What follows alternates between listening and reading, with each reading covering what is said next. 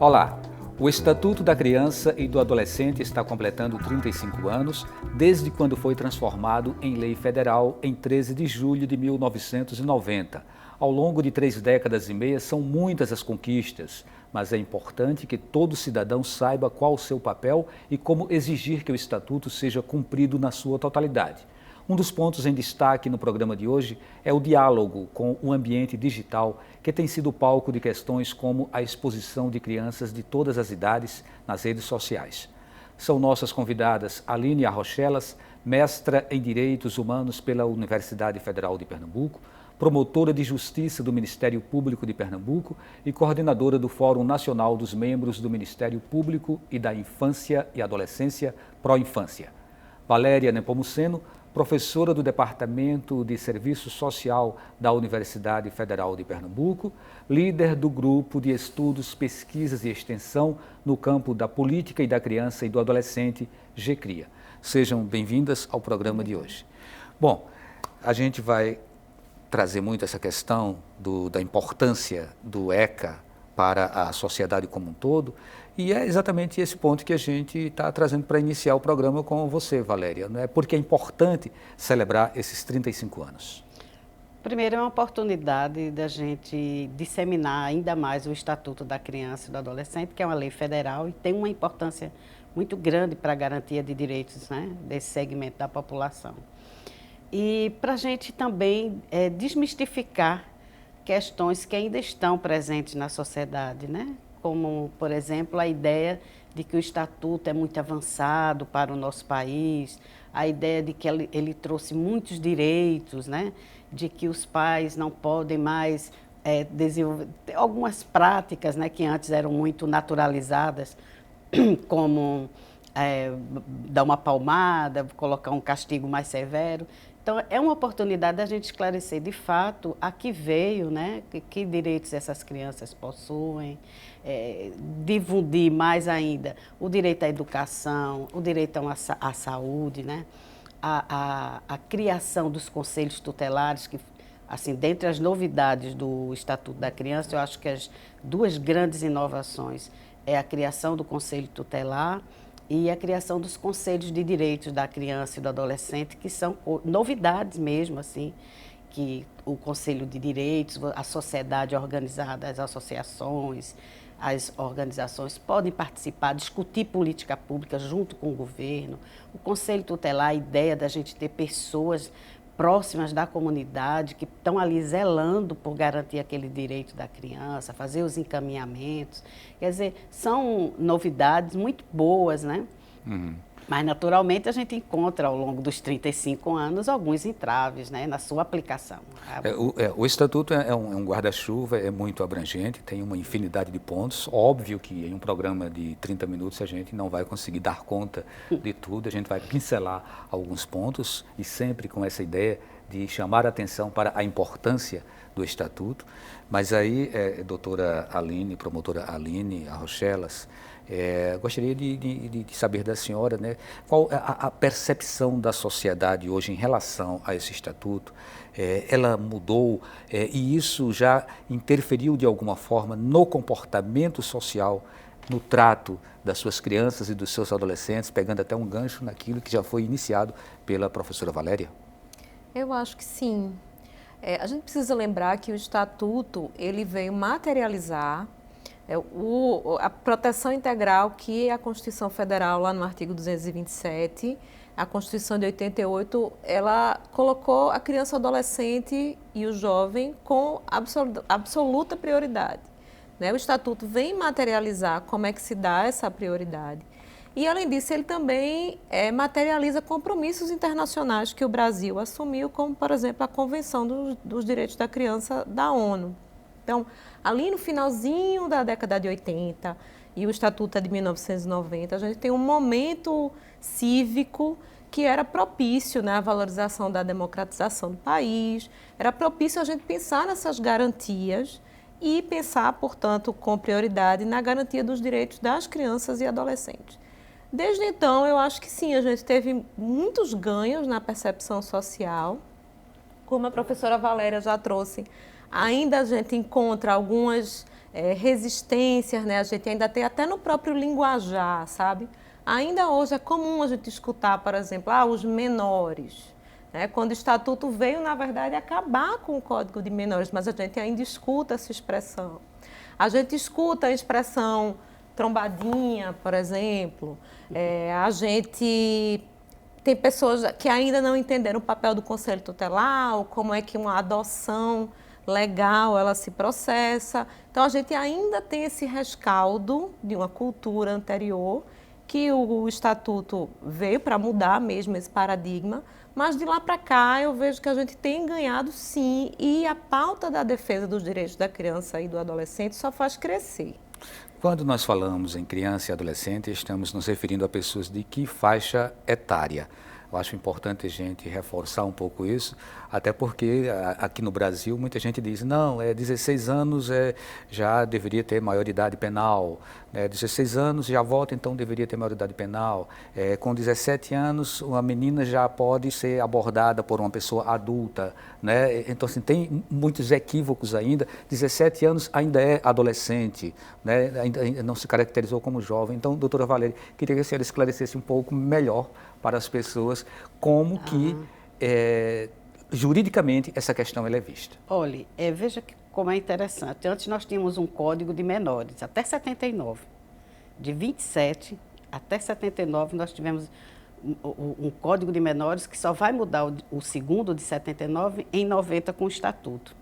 E eram para menores, que naturalmente, segundo a lei, quando a gente vai dizer para quem é aquela lei, quando você vai pegar os artigos do código, ele vai dizer que são para os abandonados, os vagabundos, os que estão, assim, os adjetivos são os piores possíveis. Ou seja, a gente entende que ali aqueles menores não são para todos os brasileiros e brasileiras, né? Todas as crianças e adolescentes. Então, essa lei se chamar Estatuto da Criança e Adolescente já é uma demarcação tão importante, né? Porque o Brasil reconhece as especificidades da infância e da adolescência, criança e adolescente. Na maioria dos países, principalmente na América Latina, a gente tem as legislações são da criança, inclusive a Convenção Internacional da Criança. Todo mundo fica um pouco pensando que é só para criança, né? Mas a faixa etária ali é a mesma, de 0 a 18 anos, assim como o Estatuto, né? Acho que é no artigo 2º logo do Estatuto, né, Aline, que é de 0 a 18 anos. E em casos excepcionais, de 0 a 12, criança, de 12 a 18, o adolescente. Em casos excepcionais, até os 21 anos, né? E nos casos de execução de medidas socioeducativas. Aqui no Brasil, por exemplo, 12 anos e um dia.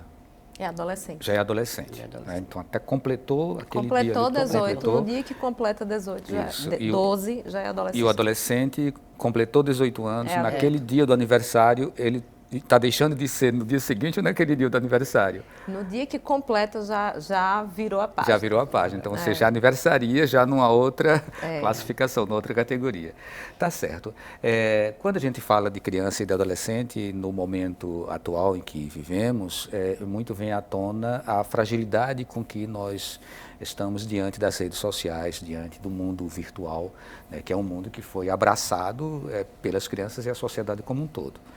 E aí eu vou trazer já esse ponto, doutora Aline, pelo fato de que o Ministério Público está lançando também uma cartilha de orientação, né? Gostaria que a senhora falasse um pouquinho sobre o que é essa cartilha, qual o papel que ela deve cumprir na sociedade, até porque eu acho que também esse movimento ele provocou um maior susto na sociedade, principalmente a partir do segundo semestre deste ano, quando o influenciador Felca colocou no YouTube, né, no YouTube aquele vídeo que expunha uma situação de bastante fragilidade, envolvendo exploração e adultização de crianças. Então, gostaria que a senhora trouxesse um pouco para a gente essa importância da cartilha. Eu só queria esclarecer assim, esse momento, né? Eu acho que o influenciador Felca fez um trabalho incrível de furar a bolha, né? Como a gente fala, porque isso a gente já vinha discutindo, né, professora, há tanto tempo. A gente que trabalha, que milita na área de proteção da infância, há muito tempo a gente já vinha trazendo essa preocupação com o mundo digital. E quando o Felca fez o vídeo e realmente aquilo ali mobilizou a sociedade como um todo, a gente teve muitos avanços, dentre eles, né, se apressou a aprovação do que tem sido chamado do ECA digital, que foi, acho que agora em setembro. Então, antes mesmo de tudo isso, a gente já vinha discutindo, a gente fez juntas um evento, uma capacitação para o Ministério Público de Pernambuco em junho, agora, sobre exploração sexual, e um dos temas era justamente a exploração sexual no meio digital. Então, esse já era um assunto que a gente já vinha conversando. E quando veio esse momento, né, ali em agosto, né, o início de agosto, que passou-se a falar em todo canto sobre o vídeo do Felca, a gente pensou, não, vamos transformar essas inquietações, essas discussões internas em uma orientação geral, né, para os pais e responsáveis. Essa cartilha que o Ministério Público fez, que está disponível no nosso site, ela é uma cartilha gratuita, ela é uma cartilha que tem orientações básicas para pais responsáveis, qualquer adultos, né, que lidam com criança e adolescente no meio digital, e elas trazem alguns conceitos e em alguns pontos algumas diretrizes que devem ser atendidas. Muitas dessas diretrizes estão também contempladas no ECA Digital, que foi aprovado também, que aí lida mais com a questão da responsabilização das empresas, né, das big techs, das empresas que desenvolvem aplicativos, sites, redes sociais. Mas a cartilha ela foi feita com uma linguagem que pretendeu ser uma linguagem simples para o cidadão comum, que tem seu filho, sua filha, seu neto, seu sobrinho, ali navegando no mundo digital, que a gente que veio de um mundo analógico, né? Quando éramos crianças não havia o mundo digital. Mas essas crianças hoje elas já nasceram no mundo digital. E para elas aquilo ali é um lugar. Como para a gente era brincar na praça, para as crianças e adolescentes hoje é brincar no mundo virtual, que é um lugar que tem seus perigos, né? Como a rua, como a praça, como a praia, o mundo virtual tem seus perigos. E essa cartilha o Ministério Público buscou orientar alguns pontos em que pais e responsáveis devem ficar atentos nessa orientação. Professora Valéria, essa orientação, né, do Ministério Público, a partir dessa cartilha, como coloca a promotora Aline, ela deve contribuir com essa discussão, mas o problema é tão profundo que não vai se encerrar em uma cartilha, né? Me parece que nós estamos no início ainda de um processo de conscientização social. Isso vai precisar de uma mudança radical em toda a forma como a sociedade iniciou essa lida com o mundo virtual, com o mundo digital. Por trás disso tem essa coisa, o ECA ele precisa dialogar com esse ambiente virtual. Esse diálogo, ele já está contemplado no ECA a partir dessa medida que a doutora Aline falou, ou tudo é novo, ou tudo está começando? Não é tudo novo, não. Já estava, na verdade já estava, porque o Estatuto ele proíbe qualquer forma de exploração de crianças e adolescentes, qualquer forma. Independente do meio, independente, né? Isso já existe apenas desde 90. O novo é o meio, o novo é essa forma. O novo é como se reconfigura essas violências contra a criança e o adolescente na sociedade. Quando a gente está falando de exploração, a gente está falando de mercado. Alguém está lucrando com isso, sempre. E sempre foi assim, desde 90 que a gente discute isso, né? Inclusive com articulações em nível nacional, comitês, associações que vêm debatendo isso há 35 anos. A novidade, pelo menos para mim, o susto, é ver a sociedade se mobilizar hoje, a partir de um vídeo, num ambiente digital, que foi o do Felca, né, contraditoriamente, que lança a pauta. Mas a pauta já existia. E a gente vem, como foi lembrado, né, em junho a gente estava fazendo um evento discutindo exatamente isso, né? Então, e há décadas que a gente vem discutindo.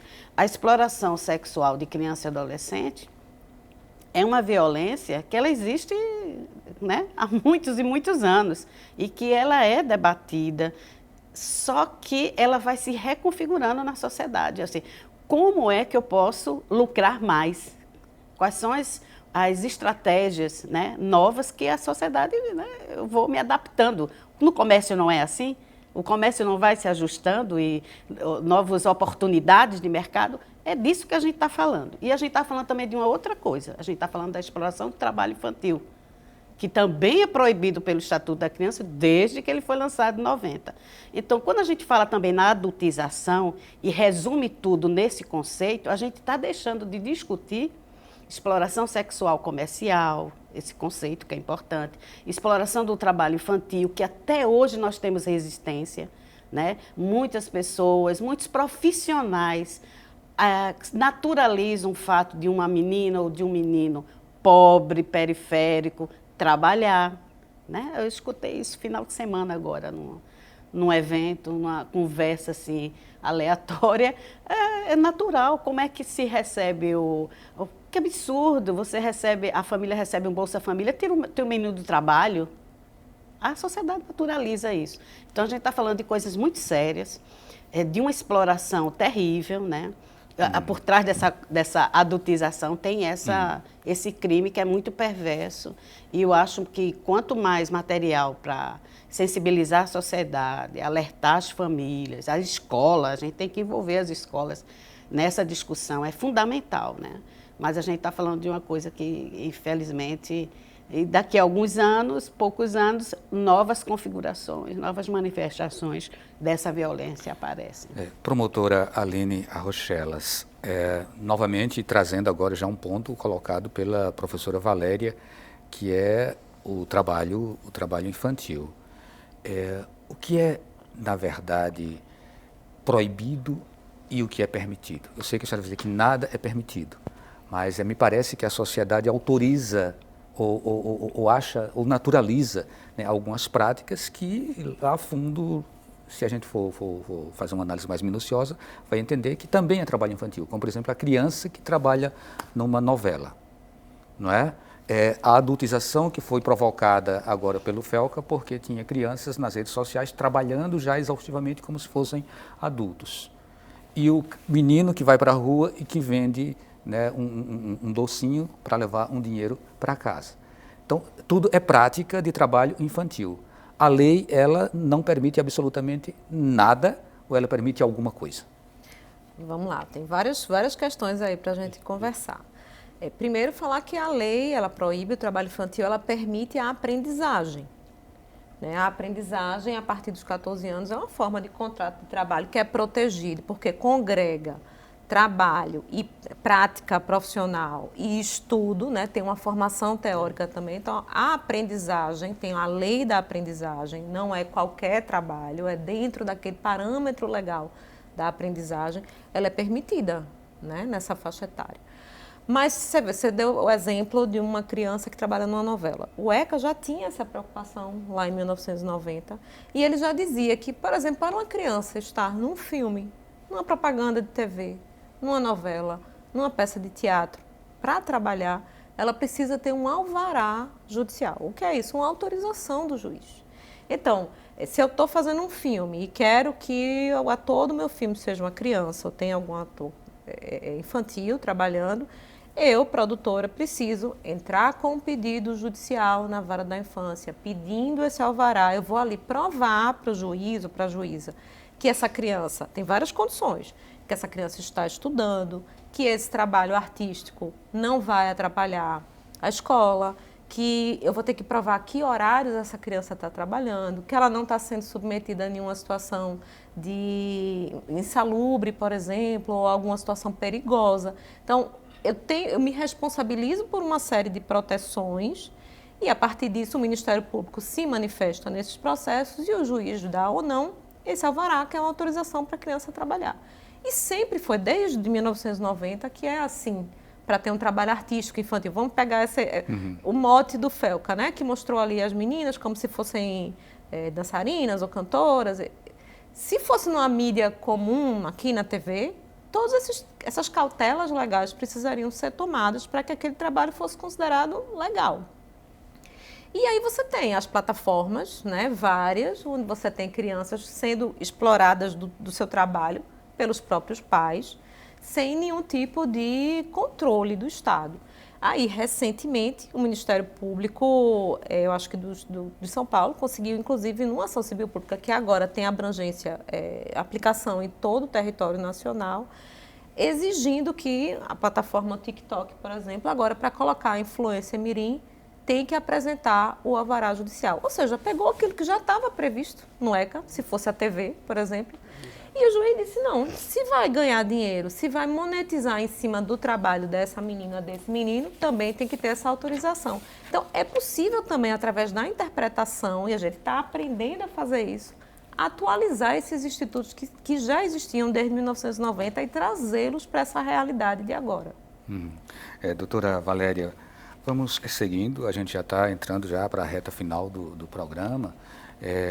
Eu queria saber da senhora, né, quais são os desafios efetivos que o Estatuto da Criança e do Adolescente tem daqui para frente, com tantos cenários, né, com tanta novidade. São tantos, viu? Muitos desafios. A gente tem uma verdadeira distorção entre o que a lei prevê e a garantia efetiva, a aplicação dessa lei, né?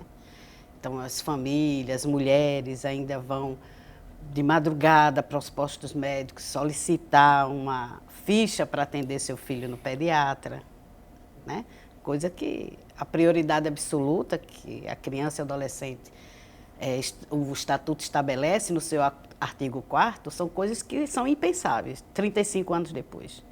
A gente tem a exploração sexual, a gente não falou, mas a gente tem os adolescentes trabalhando no comércio da venda, né, das drogas, que é trabalho infantil. Grande desafio, esse é um dos grandes desafios que nós temos hoje. Esses meninos trabalhadores do tráfico não são vistos como trabalhadores do tráfico. Eles são, de vez de eles terem uma medida de proteção, eles são responsabilizados, né, pelo ato infracional, sem a gente tomar de conta da questão da proteção da família. São muitos desafios. Mas eu resumiria todos em um: o orçamento público.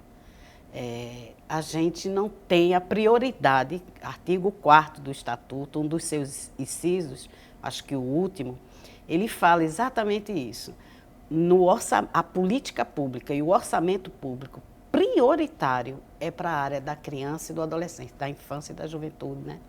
E a gente não tem isso, se a gente for... Não é para emenda parlamentar de jeito secreta, nenhum, não. É para educação, é para saúde, é para assistência social, é para proteção da família dessas crianças, desses adolescentes, né? Que continuam sendo as famílias pobres, assim como na época do Código de Menores, as famílias pobres são as que mais entregam seus filhos para adoção, é onde a gente tem o maior número de abandonos, igualzinho a 35 anos atrás. Por quê? Porque precisa de proteção social, precisa de recurso para as políticas públicas para a infância e adolescência. E a gente não tem uma visibilidade grande, por exemplo, isso não é muito público, transparente, do orçamento, onde é que está sendo aplicado o orçamento da prefeitura, do estado, do governo federal, porque o Estatuto é uma lei federal. Eu brinco muito dizendo assim, minha gente, isso não é um papel de bilhete, não, é uma lei federal. O estado, a gente chama de Estatuto, mas esquece às vezes que a gente está tratando de uma lei federal, uma lei muito importante, né, que tem um poder, e a gente precisa priorizar, né? Professora Valéria, a senhora falou muito, nós não temos. Agora, o que fazer para ter? Né? Quais as ações efetivas, quais as ações de fato que, enquanto sociedade, enquanto entidades que são representativas dessa causa, né, o que de fato é necessário, é possível se fazer para se mudar essa situação, para que a coisa ela aconteça da forma como foi previsto pelo Estatuto. Como a senhora já falou um pouquinho, eu vou para a promotora Aline, depois ainda temos um tempinho para a senhora concluir. Tá, você falou aí das organizações, né, que estão atuando, e aí tem vários frontes. O primeiro, acho que a professora Valéria já tinha cantado essa pedra dos conselhos de direitos, né? A política da infância e juventude, e quando eu falo política, eu vou falar dos programas, dos serviços, e eu vou falar também da cobrança de orçamento. Ela pode ser feita e deve ser feita através dos conselhos de direitos da criança e do adolescente. Todos os municípios em Pernambuco têm os seus conselhos de direitos da criança e do adolescente. E esses conselhos, eles são paritários, ou seja, tem o mesmo número de representantes do governo, da gestão e da sociedade civil. Então, entidades de classe, como por exemplo sindicatos, como, por exemplo, organizações da sociedade civil, associações de moradores, podem participar, podem se eleger para participar desses conselhos e agir de uma forma mais efetiva nesse controle da política. Outro campo, conselho tutelar. Os conselheiros tutelares somos nós que elegemos, né? Mas nada isoladamente, né? Tudo deve ser provocado para se trabalhar de uma forma mais colegiada. Isoladamente, o que é que a gente pode dizer? Primeiro, se souber de qualquer violação de direitos contra a criança e adolescente, denunciar, e aí tem vários caminhos para se denunciar. A gente tem o Disque 100, que é uma ligação gratuita. E aí não só as entidades, mas cada indivíduo tem que ter esse papel também. Qualquer pessoa pode fazer, inclusive de forma anônima. A ouvidoria do Ministério Público de Pernambuco também recebe denúncias, também, se necessário, de forma anônima. A ouvidoria pode ser contatada através do telefone 127 ou através do site do Ministério Público de Pernambuco, mppe.mp.br. Só clicar lá em Quero Fazer uma Denúncia e escrever, e a gente distribui internamente. Pode procurar a delegacia de polícia, pode procurar conselho tutelar, pode procurar a promotoria da sua cidade também. Então, eu acho que individualmente, cada um de nós tem essa responsabilidade de, primeiro, nós não violarmos direitos de crianças e adolescentes, né? E depois, quando a gente sabe de alguma violação, a gente tomar providências para que essa violação seja cessada. E aí a violação em qualquer segmento. Isso. Não é isso, doutora Valéria? Eu acho que para mudar esse cenário, a gente precisa de criar mais oportunidades como essa, do Opinião Pernambuco. A gente está discutindo o estatuto, a população conhecer, porque só conhecendo é que você pode cobrar. Eu não posso cobrar um direito que eu nem sequer sei que eu tenho, né? Então, acho que isso é fundamental. As famílias, né, a comunidade, ela precisa conhecer os direitos. Esse é um papel, inclusive, nosso da universidade, né? A universidade pública, a gente tem esse papel mesmo de disseminar. Então, pela via da educação, a educação, ela é muito importante, né? Discutir os direitos, discutir direito de cidadania que a população não tem, acho que é o caminho. Ok, nós agradecemos a participação de vocês aqui no programa Opinião Pernambuco, que hoje discutiu os 35 anos do Estatuto da Criança e do Adolescente. Nossas convidadas foram Aline Arrochelas, que é mestra em Direitos Humanos pela UFPE, promotora de Justiça do Ministério Público de Pernambuco e coordenadora do Fórum Nacional dos Membros do Ministério Público da Infância e Adolescência Pró-Infância. E também Valéria Nepomuceno, professora do Departamento de Serviço Social da UFPE e líder do Grupo de Estudos, Pesquisas e Extensão no campo da Política da Criança e do Adolescente, GCRIA. Muito obrigado a todos que nos acompanharam e até um próximo programa.